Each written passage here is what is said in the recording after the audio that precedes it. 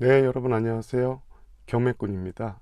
이번 시간에는 소위 갭 투자의 이면에 대해서 조금 들춰볼까 하는데요.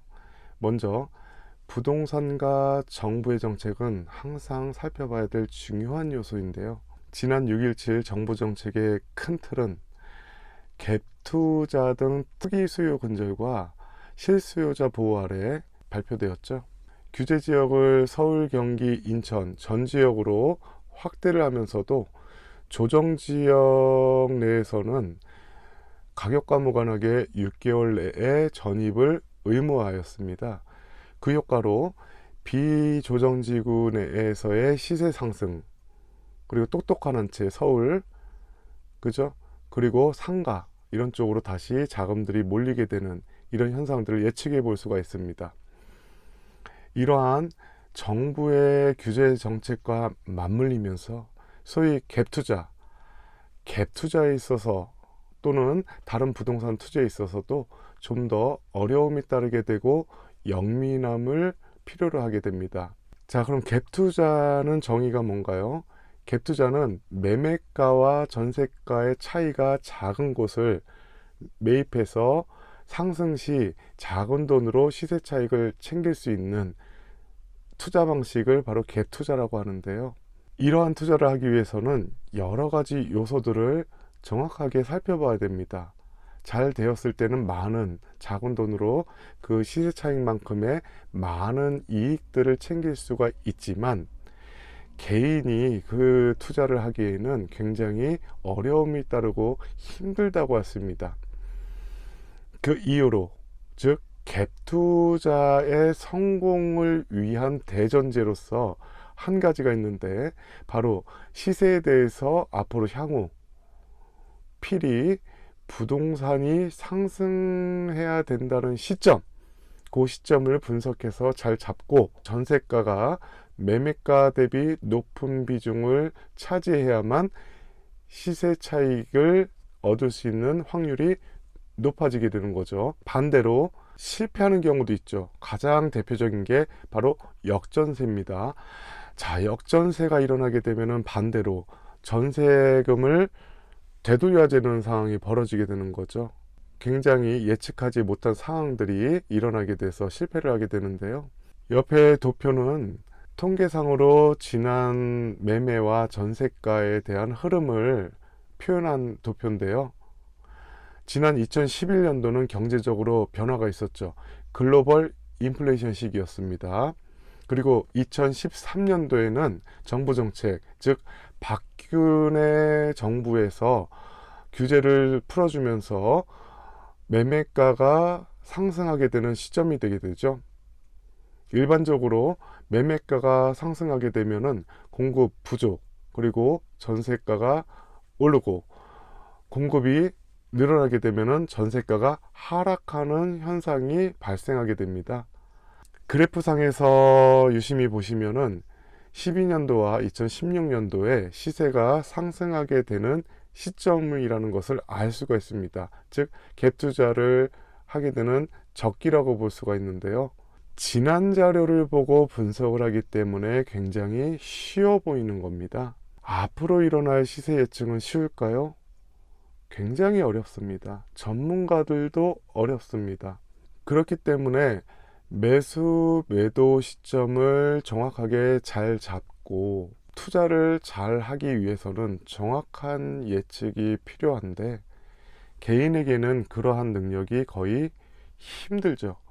정책이 발표돼도 항상 일정 기간 후에 반영되는 게 아니라 미리 선반영, 내지는 그 후에 한참 후에 그 결과로 나타나는 경우도 있죠. 그렇기 때문에 박자가 어긋나게 되는 경우도 굉장히 비일비재하게 작용합니다. 즉 결론적으로 갭 투자로서 개인이 수익을 내기는 굉장히 어렵다. 그 이유로는 대전제, 부동산이 상승하는 시기여야 되는데 그 시기를 맞추기란, 예측하기란 굉장히 어렵습니다. 그것이 대전제로 따라오는 게 바로 갭 투자고, 잘못 예측해서 가게 되면은 역전세로 인한 피해로 이어지게 되는 거죠. 부동산 투자는요, 위치라든가 편의성 여러 가지 요소들이 반영되면서 그 시세의 상승을 예측하게 되는데요. 분석을 통해서 이런 식으로 하는 게 바로 분양이라든가 매매고요. 그리고 평균 시세보다 낮은 가격에 매입을 하는 방법이 바로 금매라든가 경매가 있겠죠. 시세가 상승하거나 또는 하락, 이것은 절반의 확률이지만 맞추고 예측하는 것은 개인에게 매우 어렵습니다. 그래서 시세보다 더 낮은 가격으로 매입을 하게 되는 금매라든가 경매가 유용성이 있고 좀 더 개인에게는 수익을 내기가 또는 접근하기가 쉽겠죠.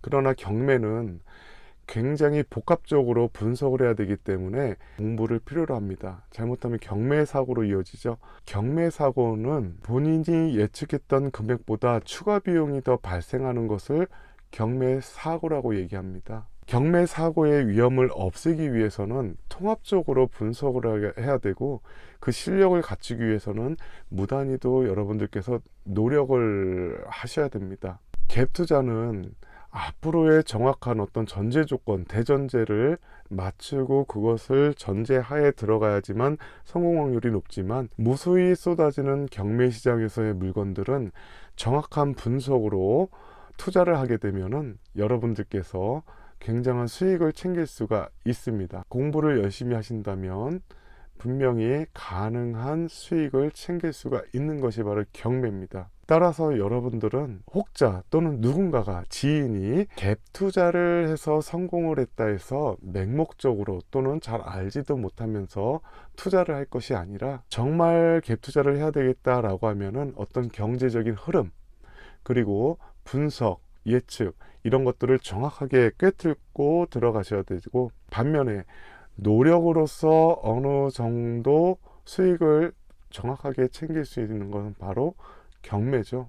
따라서 여러분들은 경매 지식을 매일매일 쌓고 저와 함께 열심히 공부하셔가지고 경매에서도 좋은 결과, 성공을 이루시길 기도합니다. 자, 이상으로 갭 투자에 대해서 여러분들과 간략하게 살펴봤는데요. 갭 투자에 대해서 강조했던 대전제, 이것을 숙지를 하시고 계속해서 공부하시면서 좀 더 유용성 있고 이익을 보기 쉬운 경매에서 많은 여러분들의 목적을 달성하길 바랍니다. 결론은 갭 투자는 개인이 성공하기가 굉장히 힘들고, 그 정책을 반영하더라도 그 반영의 시기라든가 효과가 나오는 것을 정확하게 예측을 해야 되고, 부동산 시장에 대한 확신, 그리고 그 확신이 결과로 이어질 때, 시세가 상승으로 이어질 때 성공을 하겠죠. 그래서 이런 점을 정확하게 숙지를 하시고 투자를 하신다면 좋은 결과 있을 것입니다.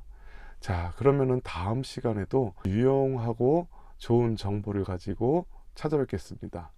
감사합니다.